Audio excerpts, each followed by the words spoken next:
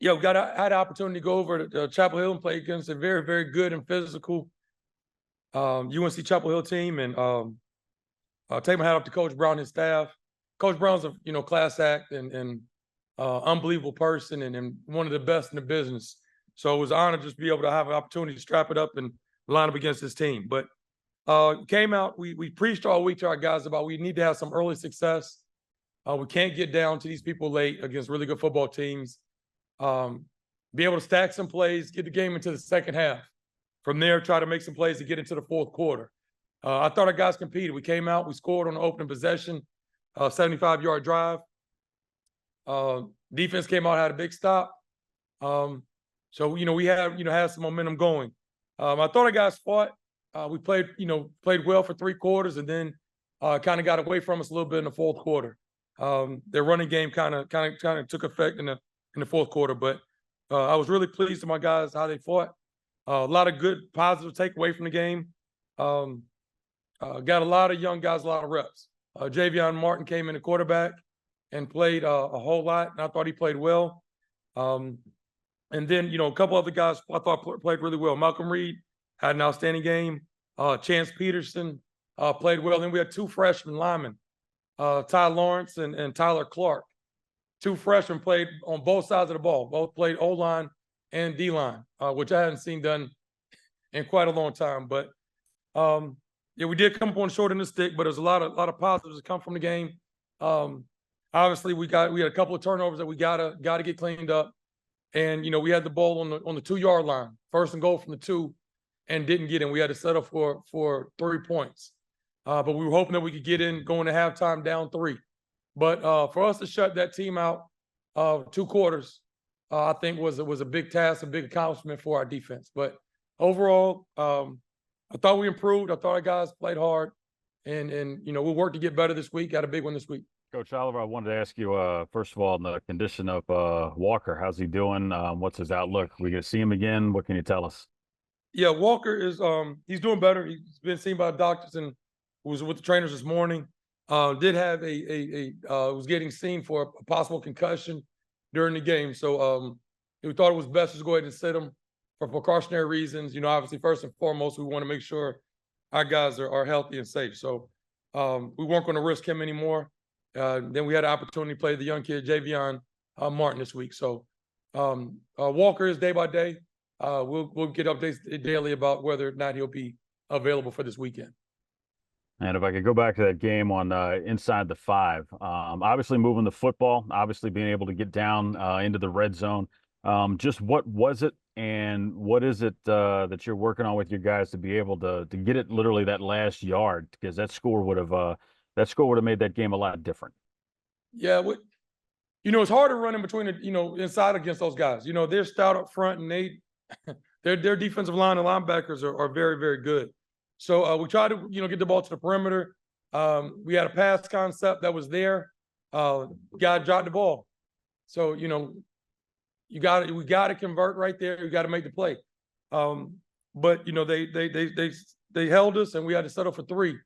But you don't have as much room to work with vertically when you get down in the tight red zone. So either you got to run it inside or work to throw the ball laterally. But guy got to make the play. He's made it all year for us, and since he's been here. But we had a drop Saturday, so we got to get that cleaned up as well.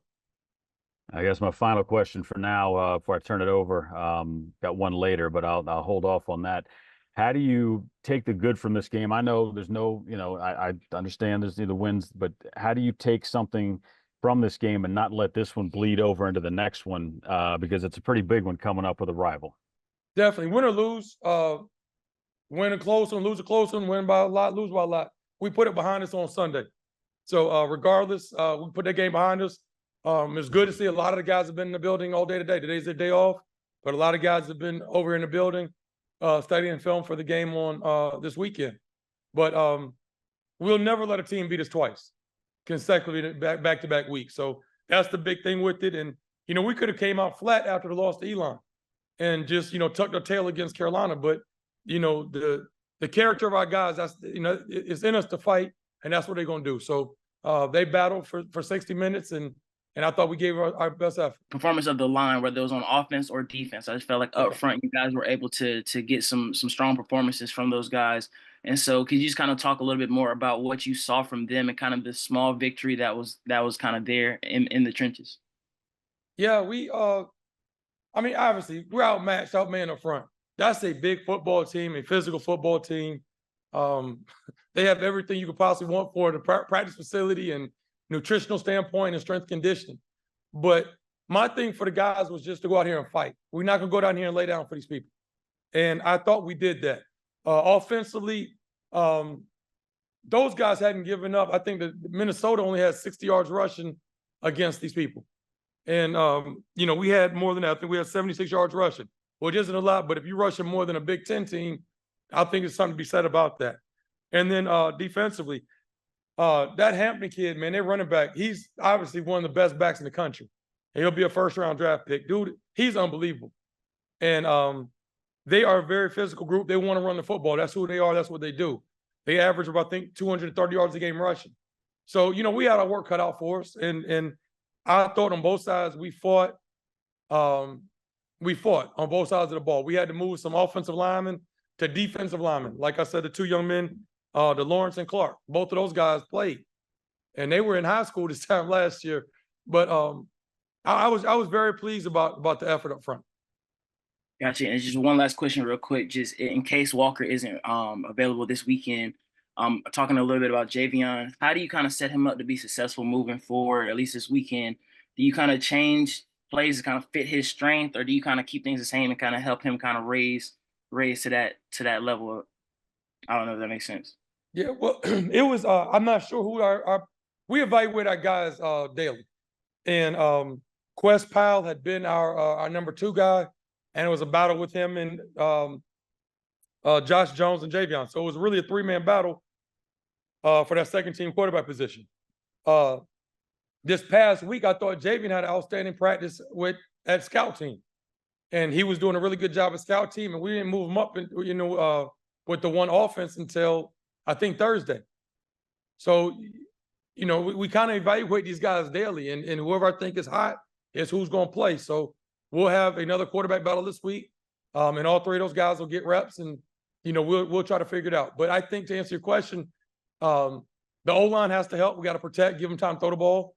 On the perimeter, we have to do a great job of not just making the routine catches, but making tough catches as well, to help the young guy out. I wanted to just ask about this weekend. Anytime you get to face a rival like A&T, at home, I know every game you treat it like the same, but is this something that you circle? Is this a moment and opportunity for, the team as well as just for NCCU football in general? Well, I mean, we're going to prepare every week like it's the same. As far as preparation is concerned, nothing changes. As far as you saying about the game circled, I mean, our calendar here is circled with a permanent marker every year. You can look 20 years from now, the game's circled. So we know the magnitude of the game. We know what it means to the community, to our fans, to the alumni, and to our student body here. So, we have to be prepared, to play this hard-fought game this weekend. But our guys will be prepared. It is a rivalry. It does mean a lot, but we have to control our emotions and have to have that thermostat mentality, not too high, not too low. But it is good to have these people here in the nest in O'Kelly Riddick. We haven't played them here since 2018.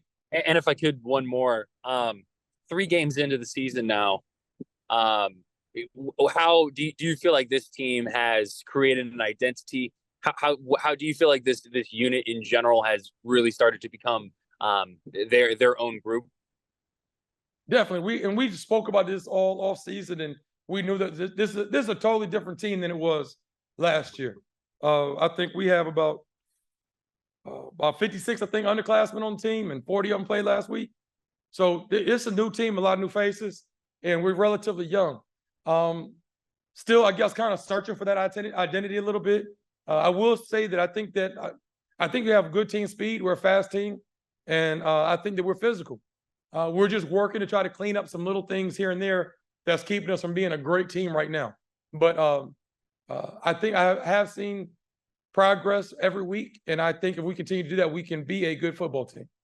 Coach, I wanted to drill down on the opponent just a little bit more about their quarterback and Kevin White. Mobile, can sling it, got a little bit, just enough to make you think. And I wondered what you guys were looking at, what kind of a problem he presents for you guys this week. Yeah, I've seen Kevin for a long time, since his probably junior year. He was on our recruiting board. So, we looked at him and studied him all through high school. Great young man, great person. And obviously he's a dual threat quarterback. He's very athletic and can cause problems if you let him outside the pocket. So we got to do a great job with our pass rush lanes. Our defensive end, if you're supposed to be containing, we have to be able to contain the quarterback and keep him in the pocket. And then on the interior, we have to, even up the pass rush lanes. So if we have games or movement up front, we got to even it out where we end up 2 on the right side and 2 on the left side of the quarterback. But you have to be smart with bringing pressure and playing man coverage against, mobile quarterbacks. And we got exposed a little bit about that against Alabama State week 1. It brought some pressure. Everybody's in man coverage, looking at their man. Quarterback breaks it, and we don't have any eyes on them. So you got to do a good job of mixing in zone coverage so we can still have eyes on the quarterback if he does break contain. You talked at a MEAC teleconference this morning about how you thought the rivalry may have lost a little luster. Would you like to see that intense, not hatred, but that intense rivalry that some of us that go way back have seen in the past between the two teams? It's still a very heated rivalry. I just know it was a whole lot, so much like you're referring to, a whole lot of extra stuff going on. And I'm so happy that we're kind of beyond that. We definitely don't need any fighting or anything craziness like that going on. I would just like to see us play the game, a very physical game. And, it's a rivalry anyway. And we'll let the fans and all those folks talk noise and talk trash up in the bleachers. We just want to play football. That's what it's all about. And that's what I meant by that. Before, they had to move the game off of campus because all the fighting and everything carrying on. So I'm glad that we're past that. I hope we're past that. But it is a very spirited rivalry. And we understand how the significance of this game. Kole, good to see you again. I wanted to ask you about what this rivalry means to you. I mean, a big game, 2 teams. I know it's not the same as it used to be, but to get them at your all's place, how intense? How much? I know you don't want to get up for one or the other. It's a thermostat mentality, but like they say in another league, this just means a little bit more. Am I wrong? Yeah, I mean, this game means a lot to us and a lot to the community as well. So it's gonna be a physical ball game, and they're coming into our house, and we just lost in the Nest last week, the week before that. So we looking forward to getting our face back here at the Nest. And I want to ask you about not letting a team beat you twice. UNC, heck of a show. I mean, kept those guys off the board. How much I know no moral victories. I get that, Coach has already said it, but to hold that team down the way that you guys did for that long, how much does that help you? Not just for this week, but also moving forward, because I mean that's one of the ACC's best. Yeah, it's not always about how you start; it's about how you finish. And we didn't finish as well last week, so we got the corrections. We put that game past us, and now we gotta put this thing all together and be able to play for 4 quarters or however long it takes. And final question for me, getting into North Carolina A&T's offense there, a guy that you're going to be studying up on if you haven't already, Kevin White. What can you tell us about him? What kind of problems does he present? What are you all looking at in the room? Without giving away the game plan, obviously, but what is it that he does gives you all a moment of pause? He's a dual threat quarterback. I mean, he's from the same area I'm from, so I'm familiar of him. And we're ready to see him. There's nothing else to be said. We're ready to put the ball down and see him. Kole, you talked about how you all lost against Elon a couple of weeks back in the Nest, and that's not something that has happened very often, losing at home in general for you all. How much pride do you have in defending home turf, and how much is it a motivating factor to want to bounce back at home with A&T here on the horizon? We don't like losing at the crib. You at the crib, you got to put on a show for the fans. We had a good fan base out there, and we didn't put on like we normally do. So being able to play A&T and it's here, we got something for the fans. No moral victories, but you guys went into Chapel Hill, into Keenan, and unafraid through the first punch, landed it, and did a number on those guys for a lot of part of the game. How much of a confidence boost is that? Because a lot of people expected you to lay down after that Elon loss at home. It's not really a confidence boost because we know what we have over here. It's just about us going out there and executing, sticking to our game plan, listening to our coaches. And if we do that, we know we can play with anybody. How frustrating was it to get inside the 5? I mean, to get to the 1 and to not be able to punch that in? And how do you use that as a brick to build off of instead of a cliff to fall off of there? Yeah, it's very frustrating. We had ample opportunities to put it in the box. We didn't, but we just coming back into the film room, get it corrected, and not let it happen again. And my final question here, with the possibility of having somebody different under center, how does that affect you? Or do you just focus in on what you do? Because, I mean, it might be a different guy back there throwing and you don't know who it is. How does that affect you in the game plan moving forward? What are you telling you guys? It doesn't really affect me like that. Just being in the right spots for me. I know Coach Leone, he's going to have the quarterbacks coached up no matter who it is. And so just doing my job. And sometimes I might have to make a spectacular catch or help the young guys out. So that's the main thing for me.